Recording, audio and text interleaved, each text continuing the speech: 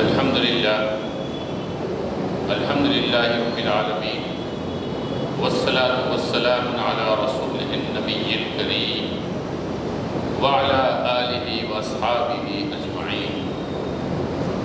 فاعوذ باللہ من الشیطان الرجیم، بسم اللہ الرحمن الرحیم۔ الف لام میم ذالک الکتاب لا ریب فیہ هدى للمتقین الذین یؤمنون بالغیب وَيُقِيمُونَ الصَّلَاةَ وَمِمَّا رَزَقْنَاهُمْ يُنْفِقُونَ۔ سب تعریفیں اللہ تبارک و تعالیٰ کے لیے ہیں، جس نے ہمیں پیدا کیا، جس کی نعمتوں سے ہم الآن لطف اندوز ہو رہے ہیں، اور اس دنیا سے گزرنے کے بعد ہمیں اپنی پوری زندگی کا اس کے سامنے حساب دینا ہے۔ ہزاروں درود و سلام ہوں اللہ کے رسول صلی اللہ علیہ وسلم پر، جن کے ذریعے سے ہم کو ہدایت کی روشنی ملی اور جن کے اسوہ حسنہ کی پیروی دنیا اور آخرت کی کامیابی کی آخری ضمانت ہے۔ محترم ذمہ داران انتظامی کمیٹی مسجد عزیزیہ اور سامعین اکرام، اللہ کا لاکھ لاکھ شکر و احسان ہے کہ اللہ تبارک و تعالیٰ نے ایک دفعہ پھر ہم کو رمضان المبارک میں داخل فرمایا، اور اب رمضان المبارک کا آخری عشرہ بڑی تیزی کے ساتھ اپنے اختتام کی طرف پہنچ رہا ہے۔ جو ساعتیں باقی رہ گئی ہیں وہ غنیمت ہیں کہ اللہ کی رحمتوں کو لوٹ لیا جائے اور اللہ کی رحمتوں سے اپنے دامن کو بھر لیا جائے اور اپنی بخشش اور مغفرت کے سامان کی فکر کی جائے۔ آج کی اس تاخرات میں مجھے جو عنوان دیا گیا ہے وہ قرآن اور امت مسلمہ کی ذمہ داریاں۔ کوشش کروں گا کہ دیے گئے وقت میں چند نکات پر گفتگو کی جائے تاکہ عنوان واضح طور پر ہمارے سامنے آ جائے کہ دنیا کی تمام آسمانی کتابوں اور مذہبی کتابوں کے مقابلے میں صرف قرآن کو یہ اسٹیٹس اور پوزیشن کیوں حاصل ہے کہ وہ رہتی دنیا تک اور قیامت کے انسانیت کے لیے ہدایت کا آخری سامان ہے، اور اس سے ہٹ کر ہدایت کا کوئی دوسرا سورس اس دنیا کے اندر پایا نہیں جاتا۔ آخر دوسری مذہبی کتابوں کے مقابلے میں قرآن کو یہ خصوصی اہمیت کیوں اور کیسے حاصل ہے، اس کو وہ مستند درجہ کیوں اور کیسے ملا ہے، اور پھر اس کے بعد یہ کتاب اپنے نزول اور ترتیب کے حوالے سے کن منفرد خصوصیات کی حامل ہے، اس کا حق ادا کرنے کی بہترین صورت موجودہ دور میں کیا حاصل ہوتی ہے، اور قرآن کے حوالے سے امت مسلمہ پر کیا ذمہ داریاں عائد ہوتی ہیں، اور ان ذمہ داریوں سے عہدہ برا ہونے، ان ذمہ داریوں کو پورا کرنے کی آج کے اس دور میں بہترین شکل کیا ہو سکتی ہے، تاکہ قیامت کے دن یہ قرآن ہمارے اور جہنم کے درمیان حجت بن جائے۔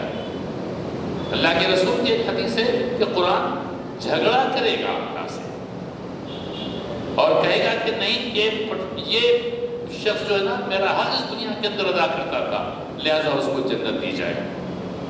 تو اس حوالے سے ہم یہ دیکھیں گے کہ قرآن کے حوالے سے امت مسلمہ پر اور ہم پر کیا ذمہ داریاں عائد ہوتی ہیں، اور ان ذمہ داریوں سے عہدہ برا نہ ہونے کی بہترین شکل کیا ہو سکتی ہے۔ سامعین اکرام، ایک تمثیل میں آپ کے سامنے عرض کرتا ہوں۔ پہلے دیکھیں گے کہ قرآن سند کیوں ہے، ہدایت کا آخری ذریعہ کیوں ہے، اس لیے کہ تا وقت ہے کہ قرآن کو ہدایت کے آخری ذریعہ تسلیم نہ کیا جائے اس وقت تک قرآن کو وہ اسٹیٹس نہیں مل سکتا۔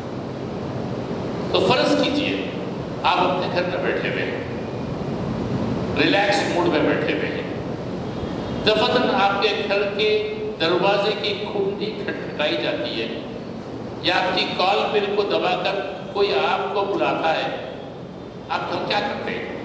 دروازہ کھول کر دیکھتے کہ کون شخص آیا ہے۔ ہم دروازہ کھول کر باہر جاتے ہیں، دیکھتے ہیں کہ ایک اجنبی شخص ٹھہرا ہوا ہے جس کو ہم نہیں پہچانتے، جس کا نام ہم کو نہیں معلوم، جس کو ہم نہیں جانتے۔ ہم فطرتاً کیا کریں گے؟ نیچرلی اس شخص سے جا کے پوچھیں گے بھائی آپ کا نام کیا ہے؟ آپ کیوں آئے ہو؟ آپ کو کس نے بھیجا ہے؟ میرے سے آپ کو کیا کام ہے؟ آپ کے آنے کا مقصد کیا ہے؟ 6-7 جنرل سوالات آپ اس سے کرتے ہیں. اگر وہ آپ کے سوالات کے جوابات تشفی بخش طریقے سے دے دیتا ہے کہ مجھے فلاں شخص نے بھیجا ہے، میرا نام یہ ہے، مجھے آپ سے یہ کام ہے اور میں اس لیے آپ کی خدمت میں حاضر ہوا ہوں، اور اگر آپ مطمئن ہو جاتے ہیں تو کیا کرتے ہیں؟ اپنے گھر کا دروازہ کھول کر کہتے ہیں کہ آئیے دیوان خانے میں بیٹھے اور ہم تفصیل سے بات کریں گے. اور اگر فرض کیجئے کہ وہ شخص آپ سے اپنا تعارف نہیں کروا رہا ہے، آپ پوچھیں کہ آپ کا نام کیا ہے، وہ نام نہیں بتا رہا ہے، کہاں سے آئے ہو نہیں بتا پا رہا ہے، کیوں آئے ہو نہیں بتا پا رہا ہے، آنے کا مقصد بھی نہیں بتا پا رہا ہے، تو مجھے بھلا بتلائیے کہ ایسا شخص جو اپنے تعارف میں اور اپنے مقصد میں کے بیان میں آپ کو مطمئن نہ کرے، اس کے لیے آپ اپنا گھر کا ڈرائنگ روم تھوڑی کھولیں گے؟ قطعی نہیں کھولیں گے. آپ کہیں گے کہ میں نہیں پہچانتا. آپ چاہیے میں آپ کو نہیں جانتا، میرا آپ سے کوئی لینا دینا نہیں. اس تفصیل کو ذہن میں رکھیں اور پھر اس کے بعد ہم سارے مذہب کی کتابوں کو ایک طرف رکھیں، چاہے وہ آسمانی کتابیں ہوں چاہے وہ غیر آسمانی کتابیں ہوں، اور قرآن کو دوسری طرف رکھیں. اور پھر اس کے بعد ہم دیکھیں گے کہ کیا صورتحال بنتی ہے. تمام جو مذہب کی کتابیں ہیں، چاہے وہ آسمانی مذہب ہو یا غیر آسمانی مذہب، وہ اپنے اپنے مذہب کی نمائندگی کرتی ہیں. وہ کتابیں اپنے مذہب کے عقائد کو بیان کرتی ہیں، مبہم اور کبھی واضح الفاظ اپنے مذہب کی تفصیلات کو بیان کرتی ہیں. بعض کتابیں ایسی ہیں جو یہ دعویٰ کرتی ہیں کہ اس کو آسمان سے نازل کیا گیا، اور بعض ایسی ہیں جو یہ دعویٰ کرتے ہیں کہ خدا نے خود زمین پر آ کر ان کتابوں کو بیان کیا ہے. بعض کتابیں ایسی ہیں جو یہ دعویٰ کرتی ہیں کہ خدا نے ان کتابوں کو لکھوایا ہے. انہی مذہبی کتابوں میں بعض کتابیں ایسی ہیں جن کو یہ دعویٰ کرتی ہیں کہ ان کے بانیان مذہب نے ان کو لکھا ہے. بعض کتابیں ایسی ہیں جو یہ دعویٰ کرتی ہیں کہ بعد میں اس مذہب کے ماننے والے پیشواؤں نے اس کتاب کو لکھا ہے. غرض جتنی کتابیں ہیں سب کے اپنے اپنے موقف ہیں. ان تمام کتابوں کو ایک طرف رکھ دیجیے. کئی چیدہ چیدہ اقوال ہیں، کئی منتشر اوراق ہیں، کئی مربوط کتابیں ہیں. ان تمام کو ایک طرف رکھیے، قرآن کو دوسری طرف رکھیے. اور میں نے آپ کے سامنے جیسا کہا، کسی اجنبی سے آپ نے کال بل کے بعد دروازہ کھول کر جو سوالات کیے، وہ سوالات قرآن سے بھی کیجیے اور وہ سوالات ان کتابوں سے بھی کیجیے، اور دیکھیں کہ کون آپ کو مطمئن کرتا ہے. تو سب سے پہلے ہم قرآن سے پوچھیں گے. جو پہلا سوال ہم نے اس اجنبی سے کیا تھا کہ آپ کون ہیں، قرآن جواب دے گا قاف والقرآن المجید، یا قرآن مجید. یہی سوال دوسرے کتابوں سے کیجیے، تعارف ملے گا آپ کو. اس کے بعد آپ قرآن سے پوچھیے. جیسے اجنبی سے ہم نے سوالات کیا، آپ کہاں سے آئے، کس نے آپ کو بھیجا ہے. قرآن فوری جواب دے گا تنزیل العزیز الرحیم، مجھے نازل کیا اس زبردست اللہ نے جو بڑا رحم والا ہے. تنزیل من رب العالمین، مجھے نازل کیا اس رب نے جو تمام عالموں کا رب ہے. تو کس نے مجھے بھیجا؟ قرآن واضح طور پر آپ کے سامنے پوچھے. یہی چیز آپ دوسری کتابوں سے پوچھیے مذہب کی. کوئی کہے گا کہ خدا نے خدا کے لکھایا ہے، کوئی کہے گا کہ خدا نے لکھ کر بھیجا ہے، کوئی کہے گا کہ کسی مذہبی پیشواؤں نے لکھا ہے. چیدہ چیدہ باتیں، کوئی آپ کو مطمئن نہیں کر پائے گا. اس کے بعد پھر سوال کیجیے آپ کب تشریف لائے، کب آیا وہاں ہے اس دنیا کے اندر. کوئی آسمانی کتاب اتھینٹک وے میں یہ بیان نہیں کر سکتی کہ وہ اس دنیا میں کب آئی ہے. آگے میں آپ کو بتاؤں گا یہ تاریخ کے گرد و غبار میں وہ اپنی آنے کے وقت کا تعین کر ہی نہیں سکتی. قرآن سے یہی سوال کیجئے. قرآن کہے گا شہر رمضان الذی انزل فیہ القرآن، مجھے رمضان کے مہینے میں لوح محفوظ سے آسمان دنیا کی طرف بھیجا گیا. پھر کہے گا انا انزلناہ فی لیلۃ القدر، مجھے قدر کی رات میں بھیجا گیا. پھر کہے گا انا انزلناہ فی لیلۃ مبارکہ، مجھے اس مبارک رات میں بھیجا گیا. اپنی آمد کا بتاتا ہے قرآن، دوسری کوئی کتاب نہیں بتا سکتی. اجنبی سے آپ نے سوالات کیے، سوالات بہت زیادہ ہو سکتے ہیں. اس کے بعد آپ سوال پوچھیں گے، سب سے اہم ترین سوال، آپ کے آنے کا مقصد کیا ہے؟ کیوں آپ آئے ہو؟ آپ کے آنے کا مقصد کیا ہے؟ سب سے اہم ترین سوال قرآن سے پوچھئے. قرآن جواب دے گا ھدی للناس وبینات من الہدی والفرقان، مجھے اسی لیے نازل کیا گیا کہ میں لوگوں کو ہدایت کا سامان پہنچاؤں. لوگوں کی ہدایت کے لیے مجھے نازل کیا گیا.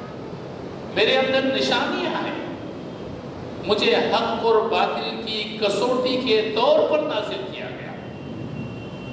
اپنی آمد کی، اپنی غایت کے مقصد کو قرآن مکمل واضح انداز میں آپ کے سامنے بیان کرے گا. ھدی للناس وبینات من الہدی والفرقان. میرے محترم دوستو، یہی سوال دوسرے آسمانی کتابوں سے کیجئے، کہیں سے کوئی جواب ملے گا. ایک گہری خاموشی ہے. آئے کیوں ہو؟ دنیا میں تمہیں بھیجے جانے کا مقصد کیا ہے؟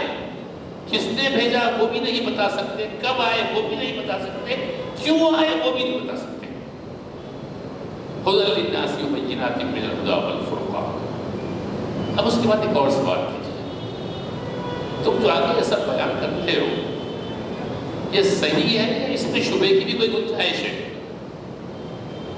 قرآن فوری کہے گا کہ ذالک الکتاب لا ریب فیہ، یہ وہ کتاب ہے جس میں شک و شبہ کی ہلکی سی گنجائش بھی نہیں، شائبہ تک نہیں. اس کے بعد دوسری کتابوں سے پوچھئے، خاموشی چھٹی ہوئی رہے گی. پھر ایک سوال کیجئے قرآن سے کہ تم جو آئے ہو وہی ہو جس کو اللہ نے بھیجا ہے؟ جیسے کوئی شخص اگر کہے کہ مجھے فلاں شخص نے بھیجا ہے تو آپ فوری پوچھیں گے کہ کیا ثبوت ہے آپ وہی شخص ہیں؟ کچھ تو نشانی بتاؤ. قرآن سے اگر آپ پوچھیں گے کہ تم وہی قرآن ہو جس کو اللہ نے نازل کیا ہے، یا اس کے اندر بھی کوئی چینجز آ گئے ہیں، کوئی رد و بدل ہو گیا ہے، کوئی تبدیلی واقع ہوئی ہے؟ قرآن فوری جواب دے گا اِنَّا نَحْنُ نَزَّلْنَا الذِّكْرَ وَإِنَّا لَهُ لَحَافِظُونَ، کہ ہم نے اس ذکر کو اتارا ہے اور ہمیں اس کی حفاظت کرنے والے ہیں. یہ وہی قرآن ہے جو 1400-1500 سال پہلے اللہ کے رسول صلی اللہ علیہ وسلم کے قلب مطہرہ پر نازل ہوا تھا. اس میں ذرہ برابری بھی زیر و زبر کی کسی قسم کی کوئی تبدیلی واقع نہیں ہوئی. اس کے بعد پھر پوچھیں ایک اور سوال، اور سب سے اہم ترین سوال، اور اس سوال کا تعلق راست ہماری اپنی ذات سے. دوسری کتابوں سے بھی پوچھیں، قرآن سے بھی پوچھیں.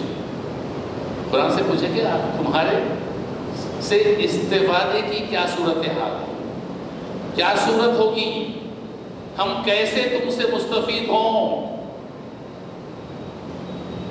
قرآن فوری جواب دے گا وہی آیت جو بھی ہم نے آپ کے سامنے پڑھی، ھدی للمتقین الذین یؤمنون بالغیب ویقیمون الصلاۃ ومما رزقناہم ينفقون. یقیناً یہ دنیا کی ہدایت کے لیے نازل کیا گیا، لیکن ہدایت اس سے وہی لوگ حاصل کریں گے جو تقوی کی روش کو اختیار کریں گے، غیب پر ایمان لائیں گے، نمازوں کو قائم کریں گے، اور اللہ نے انہیں جو کچھ دیا ہے اس میں سے وہ خرچ کریں گے.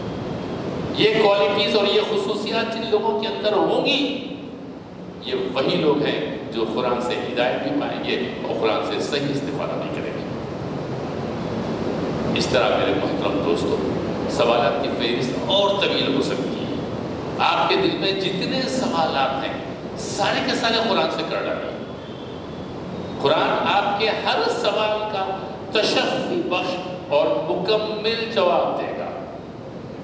اور یہی سوالات آپ دوسری آسمانی کتابوں سے کریں، آپ کو سوائے ایک گہری خاموشی، ایک بے بسی اور آنسر لیس والی کیفیت کچھ سے علاوہ کوئی اور چیز نہیں۔ عقل کا تقاضا کیا ہے؟ جس نے آپ کو مطمئن کیا آپ اس کو اختیار کریں گے، یا جس نے مطمئن نہیں کیا اس کو اختیار کریں گے؟ یہ تمام سب عقل یہ کہتی ہے کہ جس نے آپ کو مطمئن کیا، جس طرح جس اجنبی نے آپ کو مطمئن کیا اس کے لیے آپ اپنے ڈرائنگ روم کا دروازہ کھول رہے ہیں، اور جس کتاب نے اپنے آپ کو مطمئن کیا، آپ کے تمام سوالات کا تشفی بخش جواب دیا، ظاہر بات ہے کہ اپنا رہنما اسی کتاب کا آپ کو بنانا پڑے گا تاکہ دنیا اور آخرت کی کامیابی آپ کو حاصل ہو سکے۔ یہ اس بات کا ثبوت ہے کہ قرآن ایک ایسی مستند کتاب ہے جو اللہ کی طرف سے ہمارے پاس امانتاً آئی ہوئی ہے تاکہ اس کو سامنے رکھ کر ہم اپنی زندگیوں کو سنواریں اور دنیا اور آخرت کی کامیابی حاصل کرنے کی کوشش کریں۔ ایک اور رخ سے بھی ہم قرآن کی اتھینٹسٹی کو جانچنے کی کوشش کریں گے۔ ایک اور اتھینٹسٹی، یہ تو آپ نے سوالات کی اور اطمینان ہو گیا، چونکہ مسئلہ بہت نازک ہے، ہماری دنیا اور آخرت کا سوال، لہذا عقلی طور پر، منطقی طور پر، استدلالی طور پر، علمی طور پر ہم کو مکمل طور پر مطمئن ہونا پڑے گا کہ یہ کتاب واقعتاً اللہ کی طرف سے آئی ہے، کسی بندے نے اس کو لکھا نہیں ہے، کسی بشر کی ذہن کی پیداوار نہیں ہے، بلکہ یہ صرف اللہ کے لیے ہے۔ اور آپ جرح کیجیے، آپ کو حق ہے جرح کرنے کا۔ قرآن اس دعوے کے ساتھ آیا ہے، یہ قرآن اللہ کی طرف سے نازل کیا گیا ہے، آپ تحقیق کیجیے۔ جہاں عقل مطمئن ہوگی، جہاں فکر مطمئن ہوگی، جہاں نظر مطمئن ہوگی، وہاں دل کو مطمئن ہونے میں دیر نہیں لگتی۔ لیکن اگر عقل مطمئن نہ ہو، فکر مطمئن نہ ہو، ذہن مطمئن نہ ہو، تو زبردستی دل کو مطمئن کروانا مشکل ہو جاتا ہے۔ اب دیکھیں، دوسری میں نے کہا کہ ایک اور رخ سے بھی آپ کریں۔ ہم جانتے ہیں کہ اللہ کے رسول صلی اللہ علیہ وسلم کی زندگی قیامت تک کے لیے، پوری انسانیت کے لیے ایک نمونہ، جس نے ان کی زندگی کو سامنے رکھ کر اپنی زندگی کو سنوارنے کی کوشش کی، وہ دنیا اور آخرت میں کامیاب ہو گیا، اور جس نے ان کی زندگی کے بجائے کسی اور کی زندگی کی پیروی کرنے کی کوشش کی، وہ گمراہی کے گڑھے میں جا گیا۔ قرآن خود کہتا ہے لَقَدْ كَانَ لَكُمْ فِي رَسُولِ اللَّهِ أُسْوَةٌ حَسَنَةٌ، کہ یقین اللہ کے رسول تمہارے لیے بہت اچھا نمونہ ہے، ان لوگوں کے لیے جو اللہ پر ایمان رکھتے ہیں اور آخرت پر ایمان رکھتے ہیں۔ میرے محترم دوستوں اور بزرگوں، علامہ سلیمان ندوی رحمۃ اللہ علیہ نے اپنی کتاب خطبات مدارس میں 4 شرائط بیان کی کہ جس شخصیت میں یہ 4 شرائط موجود ہوں، وہ شخصیت قیامت تک کے انسانوں کے لیے نمونے کے طور پر لی جا سکتی ہے، اور اگر کوئی بھی شرط مس ہو رہی ہو تو پھر وہ شخصیت نمونے کے طور پر قیامت تک لی نہیں جا سکتی۔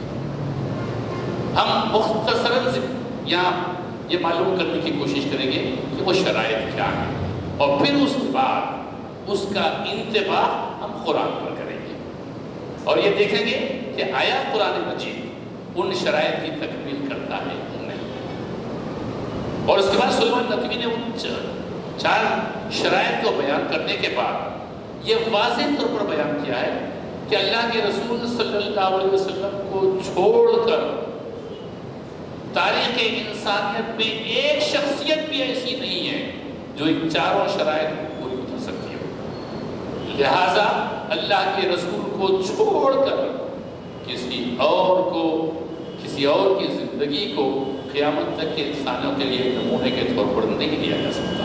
تبھی تو اللہ نے کہا لَقَدْ كَانَ لَكُمْ فِي رَسُولِ اللَّهِ أُسْوَةٌ حَسَنَةٌ۔ وہ 4 شرائط کیا ہے؟ سب سے پہلا، شخصیت کا تاریخی ہونا، یعنی تاریخ کے مستند ذرائع سے یہ بات مکمل طور پر ثبوت کو پہنچے کہ وہ شخصیت موجود ہے. تاریخی ایسا نہیں ہے کہ تاریخ کے اوراق میں گم ہو گئی ہو، گرد و غبار میں گم ہو گئی ہو اور کچھ مبہم سے تصاویر اس شخص کی موجود ہوں. اللہ کے رسول کی سیرت کو اگر دیکھیں، آپ کی پیدائش سے لے کر آپ کے وصال تک کا ایک ایک لمحہ صحابہ کرام نے محفوظ کر دیا ہے.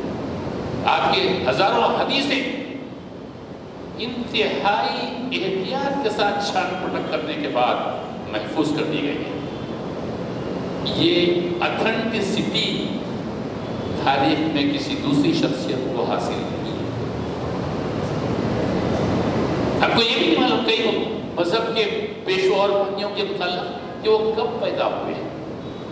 کوئی 5000 سال کہے گا، کوئی 10,000 سال کہے گا، کوئی 15,000 سال کہے گا. کہاں پیدا ہوئے وہ بھی نہیں معلوم، کہاں مدفون ہے وہ بھی نہیں معلوم. یعنی تاریخ کے گرد و غبار کے اندر کچھ قیاس آزاریاں ہیں جس کی بنیاد پر ان شخصیتوں کو مانا جاتا ہے، لیکن تاریخ جس تسلسل کے ساتھ اللہ کے رسول صلی اللہ علیہ وسلم کی شخصیت کو بیان کرتی ہے، وہ لیول کی اتھینٹسٹی آپ کو کسی بھی مذہب کے بانیوں میں نہیں ملتی. دوسری شرط کاملیت، یعنی اس شخصیت کی پوری زندگی لوگوں کے سامنے موجود رہے اور انتہائی مستند ذرائع سے ہم تک پہنچی بھی ہو.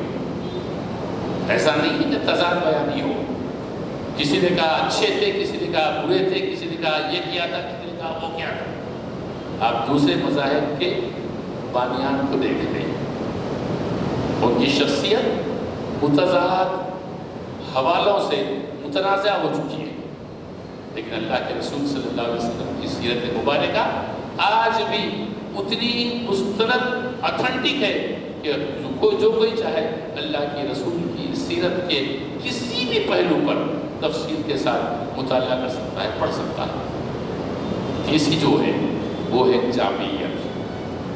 جامعیت کا مطلب یہ ہے کہ وہ شخصیت زندگی کے سماج کے ہر طبقے کی نمائندگی کرتی ہو، چاہے وہ کوئی دولت مند ہو، چاہے وہ غریب ہو، چاہے وہ محکوم ہو، چاہے وہ حاکم ہو، چاہے وہ سردار ہو، چاہے وہ بزنس مین ہو، چاہے وہ سپہ سالار ہو.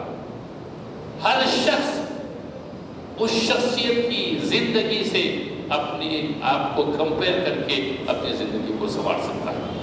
یہ جامعیت. اور پھر تیسری بات ہے کہ وہ شخصیت عملی ہو، تھیوریٹیکل نہیں. اپنے عمل سے اس شخصیت نے یہ ثابت کر دیا ہو کہ اس کے قولوں میں کس قسم کا کوئی تضاد نہیں ہے. اس نے جو پیمانے اخلاق کے، روحانیت کے، انسانیت کے مقرر کیے ہوئے ہوں، وہ ناقابل تبدیل ہو. علامہ سلیمان ندوی لکھتے ہیں کہ یہ 4 جو شرائط ہیں صرف اللہ کے رسول کی ذات میں موجود ہیں. تاریخ انسانیت کی کسی بھی شخصیت کو آپ نکال کر دیکھ لیں، یہ صرف 4 ہیں، چاہے وہ قدیم شخصیتیں ہوں یا دور جدید کی ہوں. آپ کو ان 4 شرائط پوری کرنے کی دنیا میں کوئی شخصیت نظر نہیں آئے. محترم دوستوں بزرگوں، انہی 4 شرائط کو ذہن میں رکھیں. اس کے بعد ہم ان کا اطلاق قرآن پر کریں گے اور پھر یہ معلوم کرنے کی کوشش کریں گے کہ قرآن نے ان شرائط کی تکمیل کی ہے یا نہیں. اگر تکمیل کی ہے تو یہ اس بات کا بین ثبوت ہے کہ قرآن وہ واحد کتاب ہے جو ساری دنیا انسانیت کی ہدایت کی ضامن ہے. اور اگر شرائط مس ہوتی ہیں تو پھر آپ یہ کہنے میں حق بجانب ہیں کہ قرآن ہدایت کے لیے ضامن ہو سکتا. پہلی شرط تاریخی حیثیت، جیسے کہ میں نے آپ کے سامنے کہا. دوسری تمام کتابوں کو ایک طرف رکھیں، قرآن کو ایک طرف رکھیں. جہاں تک تاریخی حیثیت کا تعلق ہے، قرآن جس تسلسل کے ساتھ تاریخی ثبوت اپنے وجود کے دیتا ہے، ویسا دنیا کی کوئی کتاب نہیں دے سکتی. آپ کوئی بھی دنیا کی مذہبی کتاب ہے، چاہے وہ آسمانی ہو یا غیر آسمانی مذہب کی ہو، کوئی اس بات یہ نہیں بتا سکتا کہ یہ کتاب کب نازل ہوئی، کہاں سے آئی، اس کا پہلا نسخہ کہاں ہے. اس کے دوسرے نسخے کب لکھے گئے، کس نے لکھا، اس کے متعلق کوئی بیان نہیں کر سکتا. لیکن قرآن کی جو تاریخی حیثیت ہے، ایک ایک آیت کب اتری، اس کا شان نزول کیا ہے، جو آیت اتری وہ کس مقام پر اتری، مکی تو ہجرت سے پہلے اتری تو مکی ہوئی، ہجرت کے بعد اتری تو مدنی ہوئی. اس کے ناسخ و منسوخ کیا ہیں، اس آیت کے مخاطبین کون ہیں، اور پھر اللہ کے رسول صلی اللہ علیہ وسلم پر جب قرآن کا نزول ہوتا آپ کاتبین بہو کو بلا کر دعا دیتے. اس کا مطلب یہ کہ پورا قرآن ڈاکومنٹڈ ہوا، ایسا نہیں کہ لوگوں نے صرف یاد کر لیا ہو، ڈاکومنٹڈ ہوا. اور اللہ کے رسول صلی اللہ علیہ وسلم کے بعد صحابہ کرام نے اس قرآن کو جمع کیا اور آج وہی نسخے ہمارے سامنے موجود ہیں. تو جس لیول سے قرآن تاریخی اعتبار سے اپنی اتھینٹسٹی کو پروف کرتا ہے، دوسری آسمانی کتابیں اس کے قریب بھی نہیں پھٹک سکتی، اس کے قریب بھی نہیں پھٹک سکتی. یہ پہلی شرط قرآن کو کبھی نہیں پڑا ہے. دوسری شرط کاملیت. ہم جانتے ہیں کہ 23 سال کے عرصے میں قرآن نازل ہوا، ایک لفظ زمین پر نازل نہیں ہوا، بلکہ چیدہ چیدہ قرآن اللہ کے رسول کے قلب مطہر پر نازل ہوتا رہا. اور قرآن کی ہدایات کی روشنی میں اسلامی قافلہ اللہ کے رسول کی قیادت میں 23 سال کے عرصے میں لمحہ بلمحہ کی منزل سے قریب ہوتا گیا. غزوہ بدر آتا ہے تو غزوہ بدر پر تبصرہ، غزوہ احد آتا ہے تو غزوہ احد پر تبصرہ، غزوہ احزاب پر آتا ہے تو غزوہ احزاب پر تذکرہ. تو اتھینٹسٹی کا جو معیار قرآن نے برقرار رکھا، کسی آسمانی کتاب یا کسی مذہبی کتاب کی اتھینٹسٹی کا وہ معیار نہیں، سب قیاس پر مبنی ہے. اور قرآن نسل در نسل تاریخی تسلسل کے ساتھ آج ہمارے آنکھوں میں موجود ہے. اس کا نتیجہ یہ ہے کہ 1500 سال گزرنے کے باوجود قرآن کا صرف ایک ہی نسخہ پوری دنیا کے اندر موجود ہے. چاہے امریکہ سے کا نسخہ لیں، سعودی عرب کا لیں، ہندوستان کا لیں، افغانستان کا لیں، زیر اور زبر کا بھی فرق محسوس نہیں ہوگا.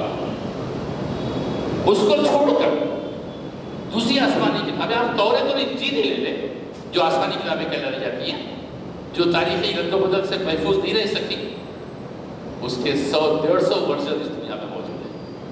اور کئی دفعہ تو ایک ورژن کا دوسرے ورژن سے انتہائی متضاد بیان ہے.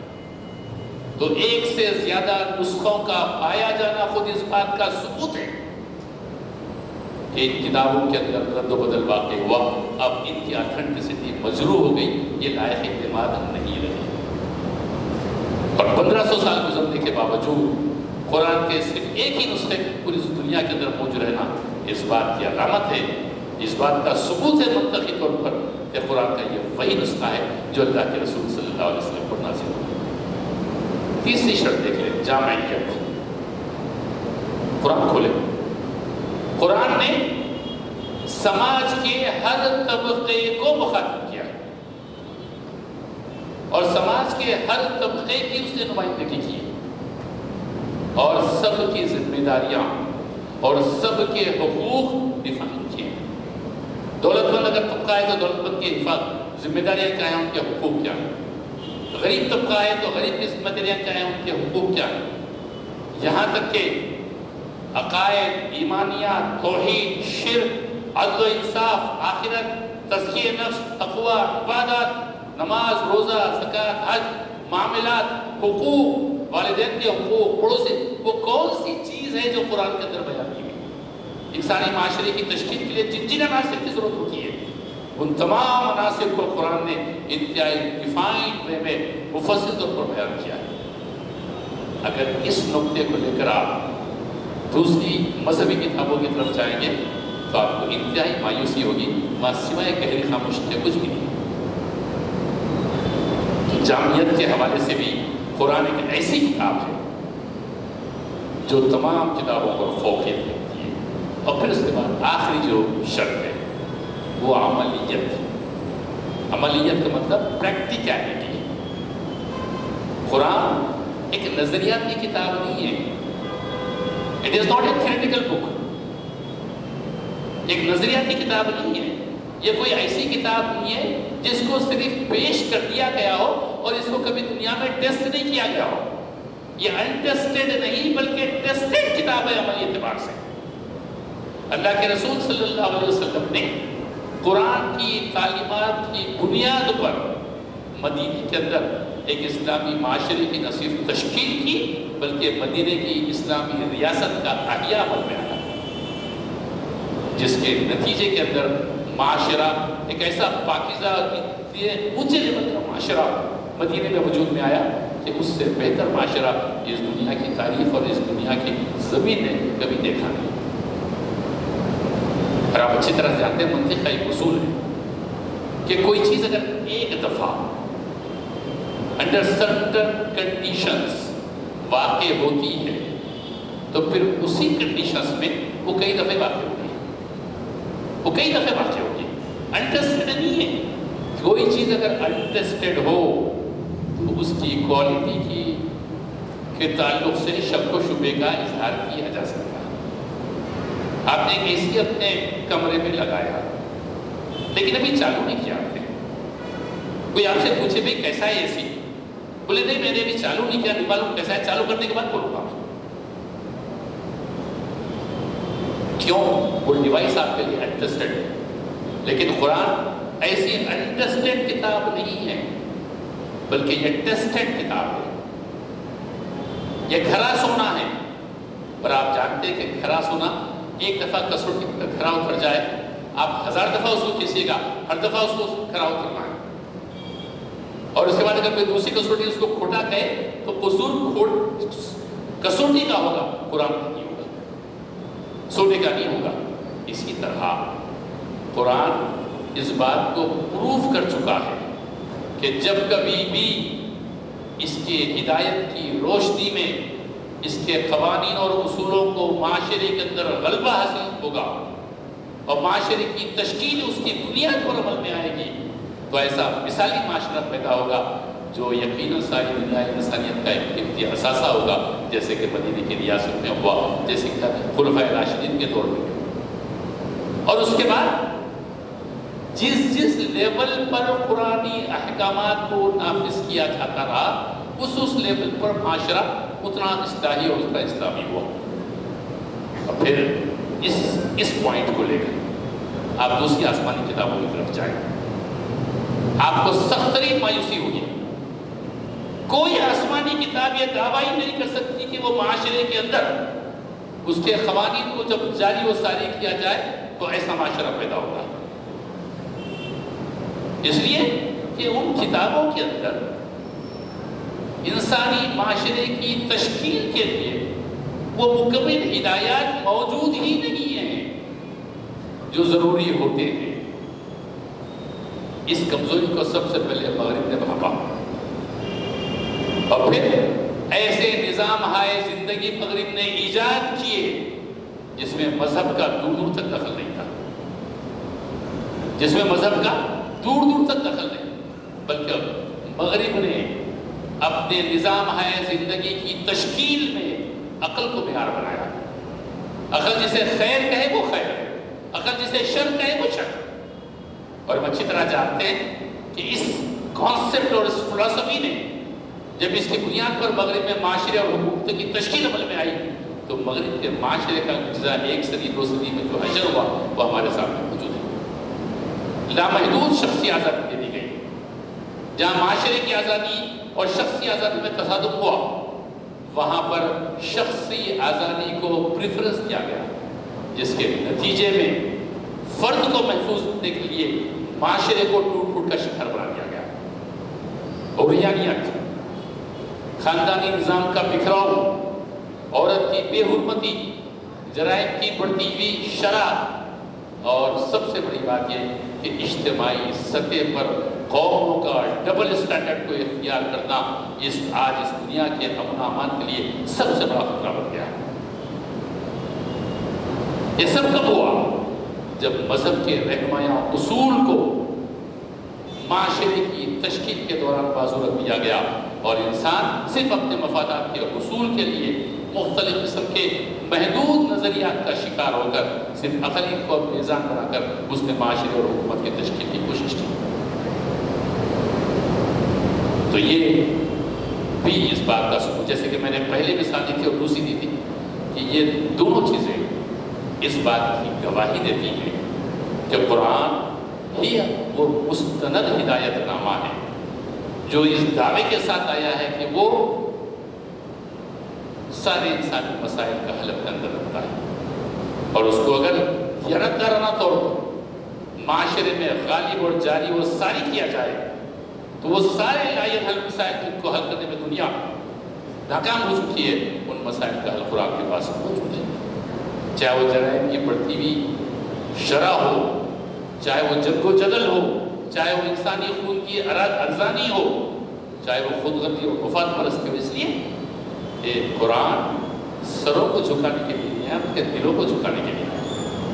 وہ صاحب ہم اس وقت جدید دنیا کا کیا اصول ہے کہ فرد کی اصلاح کیے بغیر قوموں کی اصلاح کی جانے کی کوشش کی جاتی ہے. فرد کی اصلاح کیے بغیر اینٹ اگر مضبوط نہیں ہوگی تو دیوار کبھی مضبوط نہیں بن سکتی، چاہے اس کو کتنا ہی بہتر انجینئر کیوں نہ بنانے کی کوشش کرے. اور اسلام اور قرآن سب سے پہلے فرد کی اصلاح پر زور دیتا ہے. فرد اگر کی اصلاح اگر ہو جائے پھر قوموں کی اصلاح ہونے میں دیر نہیں. انسان اندر سے بدلے، اوپر کسی دباؤ کے تحت اس کا سر نہ جھکے بلکہ اس کا دل پہلے جھکے، اس کے بعد اس کی سر جھکے. تو میرے دوستو یہ جو ہے یہ بتاتے ہیں کہ قرآن وہ مستند کتاب ہے جو ہدایت کی ذات ہے. آئیے ہم عنوان کے دوسرے حصے کی طرف آتے ہیں کہ قرآن کے تئیں ہماری کیا ذمہ داری ہے اور وہ کیا بہترین صورتحال ہوگی کہ آج کے اس دور کشمکش میں ہم قرآن کے حقوق کو ادا کرنے کے قابل بن جائیں. قرآن کیا ذمہ داریاں ہمارے اوپر ڈالتا ہے اور ان ذمہ داروں سے عہدہ برا ہونے کی کیا بہترین شکل ہو سکتی ہے. اس لیے کہ قرآن کی ذمہ داریوں کو ادا کیے بغیر آخرت کی کامیابی کا کوئی تصور نہیں ہو سکتا. سب سے پہلے جو قرآن کے حقوق پہ پہلا حق جو آتا ہے وہ قرآن کا نہیں ماننا. میں نے آتھینٹسٹی کے حوالے سے اتنی پوری تفصیل اس لیے بیان کی کہ عقلی اور منطقی طور پر جب ہم یہ تصدیق کرنے کے لیے تیار نہیں ہوتے کہ قرآن آخری ہدایت نامہ ہے، اتنی ہم قرآن کی تلاوت نہ کریں وہ ایمان کی حلاوت ہمارے دل میں نہیں اتر سکتی. ہم کو یہ تسلیم کرنا ہوگا کہ قرآن ہی وہ ہدایت نامہ ہے. مشہور اللہ کے رسول صلی اللہ علیہ وسلم کی حدیث ہے کہ جو کوئی قرآن کو چھوڑ کر کسی اور ذریعے سے ہدایت کو پانے کی کوشش کرے گا اس کو سوائے گمراہی کے کچھ نہیں ملے گا. ایک مسلمان ہونے کی حیثیت سے ہم یہ غیر متزلزل ایمان رکھیں کہ قرآن ہی وہ ہدایت ہے جو ہم کو جنت میں لے جانے کی ضمانت دے سکتی ہے. اس کو چھوڑ کر کوئی بھی ضمانت نہیں دے سکتا. قرآن کے حلال کی بھی چیز کو حلال کیا جائے اور قرآن کی حرام کی بھی چیز کو حرام کیا جائے اور یہ یقین رکھا جائے کہ دنیا کا کوئی نظام حیات، کوئی بھی اجتماعی معاشرتی نظام قرآن کا متبادل نہیں ہو سکتا، قرآن کا سبسٹیوٹ نہیں ہو سکتا، بلکہ وہ اپنے مسائل میں خود الجھتا جاتا ہے. تو یہ پہلا ہم پر یہ ذمہ داری آتی ہوتی ہے کہ وہ وقت ہے کہ ہم قرآن کو عقلی اعتبار سے تسلیم نہ کریں اس وقت تک قرآن کی حقانیت غیر مسلم دنیا کے سامنے پیش نہیں کر سکتے. دوسرا جو قرآن کا اگر ہمارے لیے قرآن کی جو ذمہ داری بنتی ہے وہ یہ کہ ہم قرآن کی تلاوت کریں، قرآن سے اپنے تعلق کو تلاوت کے ساتھ جوڑے رکھیں. اللہ نے فرمایا کہ اتل ما اوحی الیک من الکتاب واقم الصلاۃ، آپ پر جو وہی قرآن کی شکل میں نازل ہو رہی ہے اس کی تلاوت کیا کرو، واقم الصلاۃ نماز قائم کرو، ان الصلاۃ تنہی عن الفحشاء والمنکر. یہ قرآن کا دوسرا ہماری ذمہ داری ہے. قرآن سے ہمارا پہلا تعلق ایمانیات کے حوالے سے، دوسرا تعلق تلاوت کے حوالے سے. اس لیے کہ تلاوت سے آپ کو اجر تو ملے گا لیکن اس کے ساتھ جو نور، اس کے ساتھ جو پاکیزگی اور اس کے ساتھ جو روحانیت آپ کو قرآن کی تلاوت کرنے میں اس میں آپ کے قریب آتی چل جائے گی، اس کا آہستہ آہستہ آپ کو اندازہ ہوگا. یہ اس کے بعد قرآن کی جہاں تک تلاوت کا تعلق ہے، قرآن میں کار نبوت 4 بیان کیے گئے مختلف آیتوں میں، سورہ بقرہ میں، سورہ جمعہ میں. اس میں ایک کار نبوت اللہ کی آیتوں کی تلاوت ہے. هو الذی بعث فی الأمیین رسولا منھم یتلو علیہم آیاتہ. یہ نبی کا یہ فرض ہے کہ وہ اپنی قوم کے سامنے اللہ کی کتاب، اللہ کی آیتوں کی تلاوت کرے. یعلمہم الکتاب، کتاب کی تعلیم دے، حکمت کی تعلیم دے اور افراد کا تزکیہ کرے. تو جو 4 کار نبوت ہیں نبی کے گنوائے گئے، اس میں ایک یہ کہ تلاوت بھی کرے. اس لیے کہ نفس کو جو پاکیزگی اللہ کی کتاب کی تلاوت سے حاصل ہوگی، وہ اللہ کے دین کے قیام کی جدوجہد میں آپ کا سب سے بڑا اثاثہ ہوگا. حضرت جبرائیل جب تشریف لاتے اور وحی نازل ہوتی، اللہ کے رسول صلی اللہ علیہ وسلم ان آیتوں کو جو نازل ہوتی فوری تلاوت کر کے یاد کرنے کی کوشش کرتے. رمضان میں جو تراویح میں تلاوت ہوتی ہے وہ اسی کا تسلسل ہے کہ تلاوت کے جو روحانی فیوز ہیں ایک مسلمان اس کو حاصل کرنے کی کوشش کرے. اس کی جو ذمہ داری اور قرآن کا حق ہے وہ قرآن کو سمجھنا ہے. میرے محترم دوستوں بزرگوں، یہ سب سے اہم ترین قرآن کا حق اور ہماری ذمہ داری ہے. تلاوت سے بھی وہ ذمہ داری پوری نہیں ہوتی. ایمان کے بعد جو سب سے اہم ترین چیز ہے وہ ہے قرآن کو سمجھنا. قرآن ایک انقلابی کتاب ہے. یہ دوسری تصانیف کی طرح ایک تصنیف نہیں ہے. کسی مصنف نے کسی موضوع پر کچھ لکھنا چاہا اور پھر اس کے بعد اس نے لکھ دیا، اور قرآن کو آپ پڑھیں تو قرآن کے اندر تصنیفی تسلسل بھی نہیں. قرآن کی زبان تحریری اور تصنیفی نہیں بلکہ خطیبانہ زبان ہے، خطابت والی زبان ہے. انسٹرکشن دیتا ہے قرآن. اور ظاہر بات ہے کہ ہماری زبان عربی نہیں ہے، لیکن اللہ ان مفسرین کی قبروں کو نور سے بھر دے جنہوں نے ہر زبان میں قرآن کا ترجمہ کر کے ان مشکلوں سے آپ کو بری کر دیا ہے. آپ کوئی بھی زبان بولتے ہو، لیکن اگر قرآن کو سمجھنا چاہتے ہو تو ہر زبان میں قرآن کا نسخہ بازار کے اندر دستیاب ہے. یعنی اگر ہم نے قرآن کا مطالعہ کرنے کی کوشش نہیں کی تو قرآن کا وہ مقصد کبھی بھی حاصل نہیں ہو سکتا جس مقصد کے لیے قرآن کو اس دنیا کے اندر نازل کیا.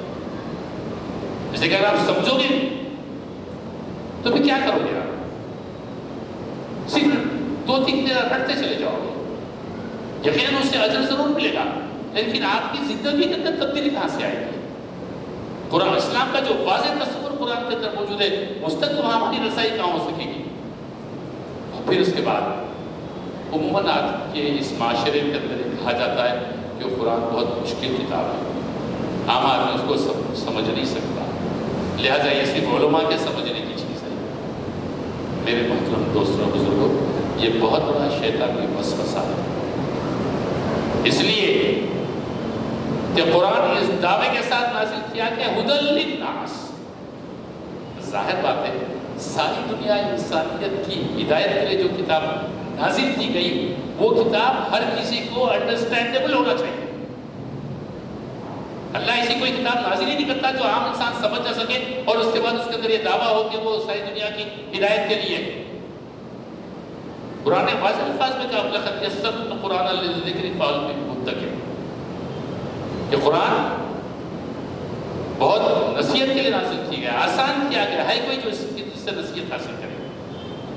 تو جو کتاب عوام کے لیے آئی ہے، خواص کے لیے نہیں. قرآن نے ہدی للناس کہا، ہدی للخواص یا ہدی للعلماء نہیں کہا کہ ہر آدمی کے لیے قرآن کے اندر پیغام موجود ہے. ہاں یہ بات ہے کہ قرآن سے اکتساب کی سطح انسان کے اپنے علم کی بنیاد پر ہوتی ہے. ایک عام انسان جب قرآن کو ترجمے کے ساتھ پڑھتا ہے تو وہ یہ معلوم کرنے کی کوشش کرتا ہے کہ قرآن مجھ سے کیا چاہ رہا ہے، مجھ پر کیا ذمہ داری عائد کر رہا ہے، قرآن کا مجھ سے کیا تقاضا ہے، اور اس تقاضے اس مطالعہ قرآن کے مطالعے کو پیش نظر رکھ کر وہ اپنی زندگی کو بہتر بنانے اور اپنی زندگی کو سنوارنے اور قرآن کے حقوق ادا کرنے اور قرآن کے آیت کی ذمہ داریوں کو پورا کرنے کی کوشش میں لگ جاتا ہے۔ ظاہر بات ہے کہ علماء الگ دختر سے دیکھتے ہیں، قرآن کے ایک ایک لفظ پر صرف و نحو سے غور و فکر کرنا، عربی لغت کے ذریعے اس کے مفاہیم تک پہنچنے کی کوشش کرنا، پھر ان کی روشنی میں مسائل کا استنباط کرنا، یہ ان لوگوں کا کام ہے جنہوں نے علوم قرآن کی تحصیل میں اپنے عمر کا بیشتر حصہ صرف کیا۔ لیکن اس بنیاد پر عوام الناس کو قرآن کے مطالعے سے روکنا کہ تم قرآن کو اگر پڑھنے کی کوشش کرو گے تو گمراہ ہو جاؤ گے، اور اس کے جواب میں نے دیکھا بعض علماء یضل بہ کثیر و یہدی بہ کثیرا کہتے ہیں کہ قرآن لوگوں کو گمراہ کرتا ہے۔ میرے دوستوں بزرگوں، قرآن گمراہ نہیں کرتا، لوگ اپنی سرکشی کی بنیاد پر قرآن پڑھنے کے باوجود بھی گمراہ ہو جاتے ہیں۔ جیسے کہ قرآن نے شرط لگائی ہے ہدایت کے لیے، ھدی للمتقین، تقوی کی روش اختیار کرو گے تو یقین اس قرآن سے رہنمائی حاصل کرو گے۔ تو قرآن کو جب تک ہم مطالعے کی میز پر نہیں لائیں گے، مطالعے کی ٹیبل پر نہیں لائیں گے، اس کا ہمارا رشتہ سمجھنے اور سمجھانے کا نہیں ہوگا، تب تک قرآن ہمارے لیے کتاب انقلاب نہیں ہو سکتا، تبرک ہو سکتا ہے، جوزان میں لپیٹ کے اس کو آنکھوں سے لگایا جا سکتا ہے، لیکن قرآن اس لیے نازل نہیں ہوا۔ قرآن معاشرے کے اندر جاری و ساری رہنے کے لیے نازل ہوا، طاقوں کی زند بننے کے لیے نازل نہیں ہوا۔ اور پھر اس کے بعد اس قرآن کا جو حق اور ہماری ذمہ داری ہے قرآن پر عمل کرنا۔ محترم سامعین اکرام، عمل کا جہاں تعلق ہے اس کا راستہ تعلق سمجھنے اور سمجھانے سے۔ فرض کیجئے کہ آپ کے کسی دوست نے آپ کو یا آپ کے کسی باس نے آپ کو 10 انسٹرکشن لکھ کر بھیجے ہیں ایک ایسی زبان میں جو آپ اس کو نہیں جانتے، آپ فوری کیا کریں گے؟ یا تو آپ کسی جاننے والے سے پڑھوا کر اس کا مفہوم سمجھنے کی کوشش کریں گے، یا پھر فوری طور پر اس کا ٹرانسلیشن کروائیں گے اپنی زبان میں، تاکہ وہ آسانی کے ساتھ آپ کو معلوم ہو جائے کہ وہ آپ کا باس آپ سے کیا چاہتا ہے، تاکہ اس کی تکمیل کر کے آپ اپنی نوکری کو بچا سکیں گے۔ اگر کوئی یہ کہے اس کو خالی رٹتے چلے جاؤ، سمجھنے کی کوشش کرو گے تو تم سے غلطیاں ہو جائیں گی، بیوقوفانہ بات ہوگی۔ اسی طرح قرآن جس کتاب میں جس زبان میں نازل، اس کو کسی نہ کسی ایک زبان میں تو نازل ہونا تھا، اور ساری دنیا میں ایک زبان نہیں ہزاروں زبانیں ہوتی ہیں، اور قرآن کو جو ہے اس کی اپنی زبان میں پڑھنے کے بعد پھر اس مرحلہ عمل کرنا آپ کے لیے آسان ہو جاتا ہے۔ قرآن کو سمجھے بغیر ہم عمل نہیں کر سکتے۔ اپنے مسائل کا حل ہم قرآن سے پوچھنے کے عادی نہیں ہیں۔ ہم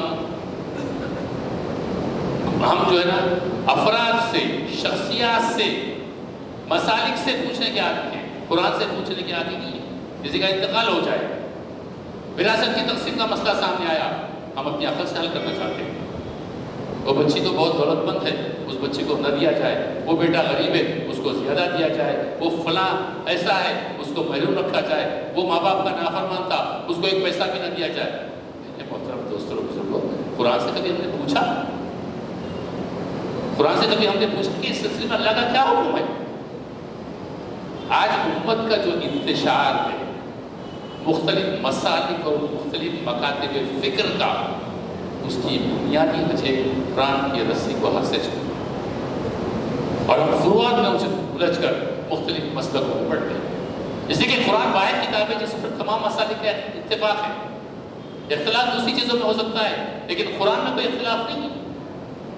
وَاعْتَصِمُوا بِحَبْلِ اللَّهِ جَمِيعًا والی جو آیت ہے، بعض علماء نے وہاں اللہ کی رسی سے مراد قرآن دیا ہے، جو قرآن کو مضبوطی سے پکڑ لو، اور پھر اس کے بعد عمل کے بعد قرآن کے احکامات کو دوسروں تک پہنچانا۔ اب کوئی نبی آنے والا نہیں ہے، یہ کار نبوت کی ذمہ داری اللہ تبارک و تعالیٰ نے ہم پر عائد کی۔ کنتم خیر امۃ اخرجت للناس تأمرون بالمعروف وتنہون عن المنکر، اور اس دعوت دین کو پھیلانے کا سب سے مؤثر ہتھیار اور سب سے بہترین ذریعہ قرآن ہے۔ قرآن کے پیغام کو، قرآن کی دعوت کو ہم تا وقت تک دوسروں تک نہیں پہنچائیں گے۔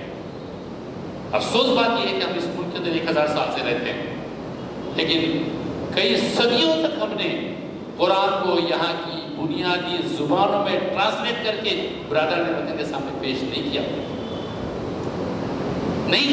قرآن کا حق ادا نہیں کیا ہم نے۔ آپ بہت سے برادران وطن سے پوچھیں، وہ قرآن کا نام جانتے ہیں لیکن یہ کیا ہے نہیں جانتے۔ وہ ایسا ہی جانتے ہیں جیسے کہ دنیا کی دوسری مذہبی کتابیں ہوتی ہیں، جس کے اندر گیت ہوتے ہیں، جس کے اندر نظمیں ہوتی ہیں، جس کے اندر کچھ خدا کی حمد و ثنا ہوتی ہے، لیکن معاشرتی قوانین کا تصور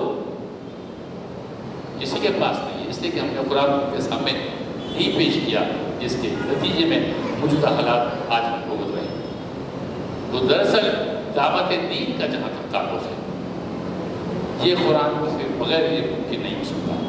صحیح مسلم کی ایک مشہور حدیث ہے، اللہ کے رسول صلی اللہ علیہ وسلم نے فرمایا، بے شک اللہ تعالیٰ اس کتاب کے ذریعے بہت سی قوموں کو بلند کرتا ہے اور اسی کے ذریعے بہت سی قوموں کو گراتا ہے۔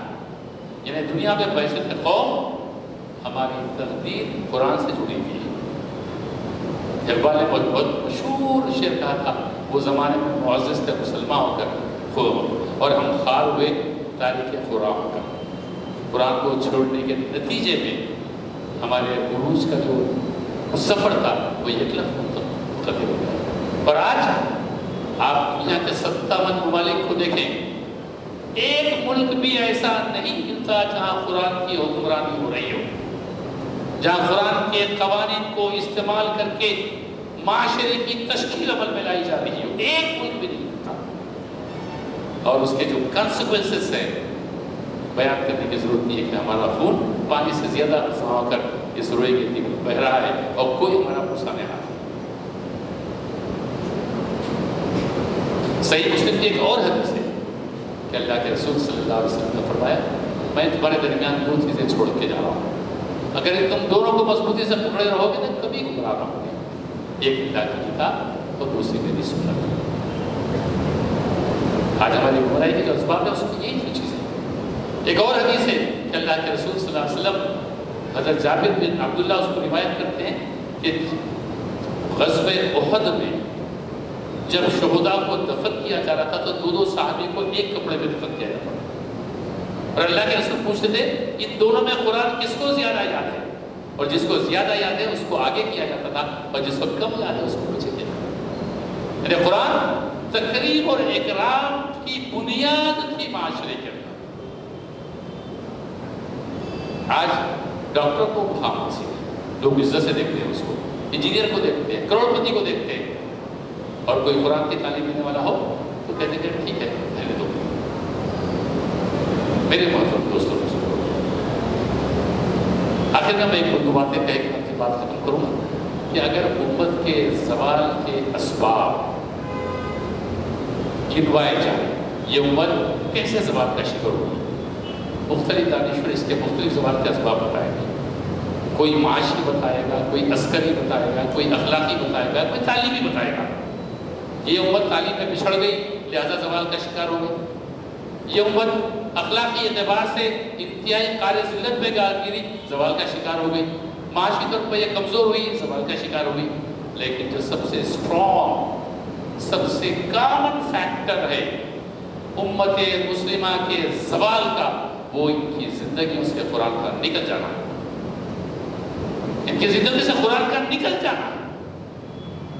اگر ان کی زندگی کے اندر قرآن ہوتا تو اسلام کا معاشی نظام بھی ان میں زندہ ہوتا، اسلام کا سیاسی نظام بھی ان میں زندہ ہوتا، اسلام کا روحانی نظام بھی ان میں زندہ ہوتا، اسلام کا عسکری نظام بھی ان میں زندہ ہوتا، اور ایک زندہ قوم کی حیثیت سے دنیا کے اندر عروج کے مناظر کو طے کرتی، جیسا کہ ہم نے پہلے دیکھا کہ جب تک قرآن کی زندگی کے اندر موجود رہا کسی کو اسے آنکھ ملانے کی ضرورت نہیں ہو سکتی۔ ہم نے قرآن کو صرف ایک برکت والی چیز سمجھا، اس کتاب کو کبھی کتاب انقلاب نہیں سمجھا ہم نے، اس کتاب کو سامنے رکھ کر اپنی زندگی کے احتساب کا ہم کو کبھی موقع نہیں، قیمتی جزام میں لپیٹ کر، اس کے بوسے لے کر، اس کو آنکھوں سے لگا کر ہم یہ سمجھتے ہیں کہ ہم اس کتاب کا حق ادا کریں۔ یہ کتاب صرف پڑھی جانے والی نہیں ہے، بلکہ یہ کتاب اپنے عمل کے ذریعے پڑھوائی جانے والی کتاب ہے کہ مسلمان کے عمل کو دیکھ کر لوگ یہ سمجھے یہ قرآن ہے۔ اللہ کے رسول کے متعلق کیا کہتے ہیں؟ آپ کے اخلاق آپ چلتا پھرتا قرآن تھے، چلتا پھرتا قرآن تھے۔ جیسے کہ میں نے آپ کے سامنے کہا، ہم زبان کا عضو بھی نہیں کر سکتے۔ علامہ اقبال کے تعلق سے یاد آیا کتنے بڑے فلسفی اور کتنے بڑے شاعر انقلاب تھے۔ اپنے آخری زمانے میں انہوں نے اپنی لائبریریوں سے ساری کتابیں نکلوا دی تھی اور صرف قرآن کا نسخہ لائبریری میں رکھا تھا۔ مستقل طور پر وہ اسی کی تلاوت کرتے، اور جب ان کا انتقال ہوا اور ان کے خادم خاص تھے، وہ قرآن کا نسخہ جو ان کے زیر مطالعہ رہتا تھا لا کر دیا۔ میرے دوستوں بزرگوں کو نسخہ ایسا تھا جیسے کسی کتاب کسی کپڑے کو پانی میں نچوڑ کر سوکھنے کے لیے ڈال دیا جاتا ہے۔ وہ نسخہ اتنی دفعہ ان کی آنسوؤں میں ڈوب چکا تھا کہ ہر مقام سے وہ ملا تھا۔ یہ ہوتا ہے قرآن سے تعلق، اور اسی تعلق کی بنیاد پر زندگیوں کے اندر انقلاب آتا ہے۔ مطلب قرآن سے اگر رسمی تعلق ہو تو زندگی کے اندر کوئی انقلاب نہیں آتا۔ ایک مشہور حدیث ہے، حضرت اسلام بن ابی مطیر فرماتے ہیں کہ حضرت قتادہ رضی اللہ تعالیٰ عنہ بیان کرتے ہیں کہ قرآن کے ذریعے اپنے گھروں اور اپنے دلوں کو آباد کرو۔ وہ گھر جس میں قرآن نہیں ہے ویران ہے، وہ دل جس میں قرآن نہیں ہے ویران ہے۔ تو میرے دوستوں بزرگوں، آخر میں کہوں گا، قرآن سے ہمارے تعلق کی جو نوعیت ہے وہ جذباتی بھی ہونا چاہیے، عقلی اور منطقی اور استدلالی بھی ہونا چاہیے، علمی اور عملی بھی ہونا چاہیے۔ اگر ہمارا تعلق اب ہم قرآن سے جذبات سے جڑا ہوا ہے، عقل سے جڑا ہوا ہے، منطقی علم سے جڑا ہوا ہے اور عمل سے جڑا ہوا ہے، تو یقین قرآن ہماری زندگی کے اندر انقلاب لے کے آتا ہے۔ آپ نے اکثر دیکھا ہوگا، میں اکثر کہا کرتا ہوں کہ قرآن سے ہمارا جو تعلق ہے کم از کم یہ اتنا تعلق ہو جتنا ایک مریض کا ڈاکٹر سے ہوتا ہے۔ مریض ڈاکٹر کے پاس جاتا ہے، پورے چیک اپ کے بعد وہ مختلف سوالات ڈاکٹر سے کرتا ہے۔ بعض اس کے سوالات لا یا نہیں ہوتے کہ ڈاکٹر صاحب میں یہ کھا سکتا ہوں یا نہیں کھا سکتا، یہ دوا میں کھانے سے پہلے کھاؤں یا کھانے کے بعد کھاؤں۔ یہاں تک کہ ڈاکٹر کے تشریح کرنے کے باوجود بھی آپ نے دیکھا ہوگا مریض بار بار پھر سوالات کرتا ہے تاوقتے کہ وہ مطمئن نہ ہو۔ کیوں؟ اس کو شفا حاصل کرنا ہے، بیماری سے چھٹکارا حاصل کرنا ہے۔ وہ یہ نہیں دیکھتا کہ ڈاکٹر کیا سمجھ رہا ہے، ایک ہی ٹارگیٹ اس کے سامنے ہے کہ مجھے بیماری سے شفا حاصل کرنا ہے۔ یہی حال ہمارا قرآن کے ساتھ ہونا چاہیے۔ قرآن سے ہم سوالات کریں، قرآن سے تعلق کو، قرآن تو دنیا اور تمام روحانی اور جسمانی بیماریوں کی شفا اپنے اندر رکھتا ہے۔ وہ شفا کا حصول چاہیے۔ قرآن کی صحبت میں رہنے کا ہم اچھی طرح جانتے ہیں کہ جس سے ہم محبت کرتے ہیں اس کی صحبت میں ہم رہنا چاہتے ہیں، اور اس کی صحبت میں ہم کو لطف بھی آتا ہے۔ ماں سے محبت کرتے ہو تو ماں کے ساتھ رہنا چاہتے ہیں، باپ سے محبت کرتے ہو تو باپ کے ساتھ رہنا چاہتے ہیں، کسی دوست کو پسند کرتے ہو تو دوست کے ساتھ رہنا چاہتے ہیں، اور اپنی محبوب شخصیت سے جب ان کے ساتھ جب ہوتے ہیں تو وقت کے گزرنے کا احساس بھی نہیں ہوتا،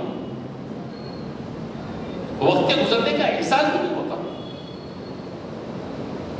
اور اگر قرآن کی صحبت میں رہنے کا ہم کو چسکا ہو جائے، قرآن کی صحبت میں رہنے کا ذوق ہمارے اندر پیدا ہو جائے، تو پھر آپ یہ محسوس کریں گے کہ قرآن سے بہترین ساتھی اس دنیا میں کوئی دوسرا نہیں۔